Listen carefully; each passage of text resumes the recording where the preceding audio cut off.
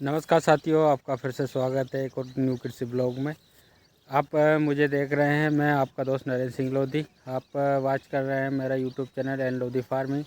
तो मेरे एक प्यारे किसान मित्र ने एक प्यारा सा कमेंट डाला था कि भैया ये जो अपनी प्याज बीज बनाने की जो फसल लगा रखी है, जैसा कि मेरे वेबसाइट देख भी पा रहे हैं ये, तो इसमें फूल अवस्था पर अपन इंसेक्टिसाइड का प्रयोग कर सकते हैं या नहीं कर सकते हैं, इससे पॉलिनेशन पे इस पर क्या प्रभाव पड़ेगा। तो मेरे प्यारे किसान मित्रों, पर ये जो प्याज बीज बनाने के लिए अपन ने फसल लगा रखी है और ये जब फूल निकल रहे हैं तो इन पर इंसेक्टिसाइड का प्रयोग कब और कैसे करना चाहिए, इसका एक प्यारा सा वीडियो मैं जानकारी शेयर कर रहा हूँ। तो ध्यानपूर्वक देखें और समझे बात। तो किसान साथियों, यहाँ समझते हैं, जैसे कि जब ये फूल निकल जाते हैं तो इन पर हम इंसेक्टिसाइड का प्रयोग कर सकते हैं या नहीं कर सकते हैं, इससे क्या प्रभाव पड़ते हैं। तो इससे पहले हम ये समझें कि इंसेक्टिसाइड का प्रयोग करना है या नहीं करना है। ये महत्वपूर्ण जानकारी जो मैं बता रहा हूँ बहुत ही खास है, जो कि प्रोडक्शन लेने के लिए। तो इसके लिए अपन को समझना पड़ेगा कि पॉलिनेशन क्या होता है। जो अपन फसल लगाते हैं उनमें फूल अवस्था में पॉलिनेशन क्या होता है। तो ये सेक्सुअल रिप्रोडक्शन होता है किसी भी पौधे या फसल में जब फूल निकल रहे होते हैं। तो जिससे कि अपने जो फूल निकल रहे हैं उसी से अपनों को बीज प्राप्त होते हैं और अगली जनरेशन प्राप्त करते हैं, जो अपने ग्रेन्स होते हैं या फसल कोई भी लगाई हुई होती है वो। तो पॉलिनेशन के माध्यम से ही इनमें बीज तैयार होते हैं, क्योंकि ये अलैंगिक होते हैं। इनमें नर और मादा एक साथ सेक्सुअल रिप्रोडक्शन नहीं कर सकते। तो इसके लिए इनमें एक पॉलिनेशन की प्रक्रिया होती है, जिसके माध्यम से इसमें सेक्सुअल रिप्रोडक्शन की प्रोसेस होती है और प्याज जो फसल होती है उसमें बीज बनते हैं। तो ये जो होते हैं इनमें ये आपस में ये परागकण निकलते हैं।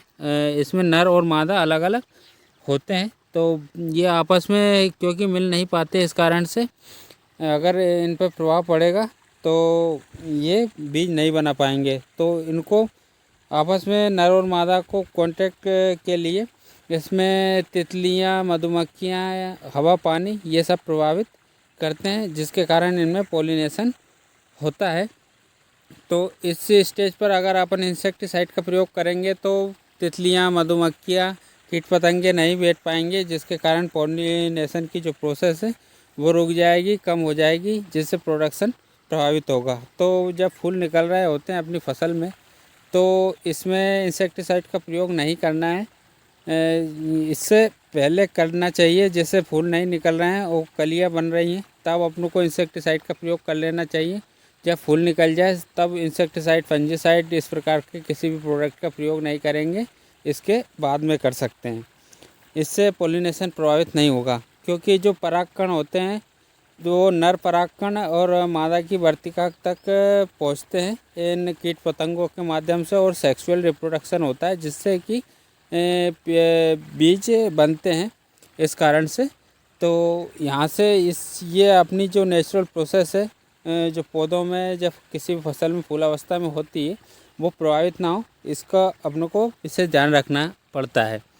तो जब इन पे कीट पतंगे पहुँचते हैं फूलों पे, ये छोटे छोटे जो परागकण होते हैं ये आपस में कांटेक्ट में आते हैं इन्हीं कीट पतंगों के माध्यम से, जिससे इनमें सेक्सुअल रिप्रोडक्शन होता है, जिससे प्याज बनने की जिससे बीज बनने की प्रोसेस होती है। तो इस चीज़ को अपन को ध्यान में रखना है। तो इस प्रकार से अपन को इंसेक्टिसाइड का प्रयोग पहले और बाद में करना है, जब फूल निकल जाए और फूल स्टेज पे अपनी कोई भी फसल होती है उस टाइम पे नहीं करना है, जिससे पॉलिनेशन की प्रोसेस जो है अच्छी तरीके से हो पाएगी और प्रोडक्शन अपनों को जो किसी भी फसल का बीज है वो अपनों को अच्छे से मिल पाएगा। तो इस प्रोसेस को समझें और इस प्रकार से अपनों को इंसेक्टिसाइड और अदर चीज़ों का अपनों को ध्यान में रखना पड़ेगा। अब जैसे कि ये प्याज बीज बनाने की जो फसल है तो ये पूर्ण रूप से अपनी फूल अवस्था पे तो इसमें परागकण और जो वर्तिका होती है वो आपस में या तो कुछ हवा पानी के माध्यम से आपस में टच होके पोलिनेशन की प्रक्रिया होगी, या फिर कीट पतंगों के माध्यम से होगी, यहाँ पे बैठेगा, जिससे कि नर मादा के कांटेक्ट में आएगा और जो सेक्सुअल रिप्रोडक्शन की प्रोसेस होगी वो संपन्न होगी, जिससे कि प्याज बीज बनने की अगली प्रोसेस स्टार्ट होगी। तो इसी से अपने को बीज मिलेंगे।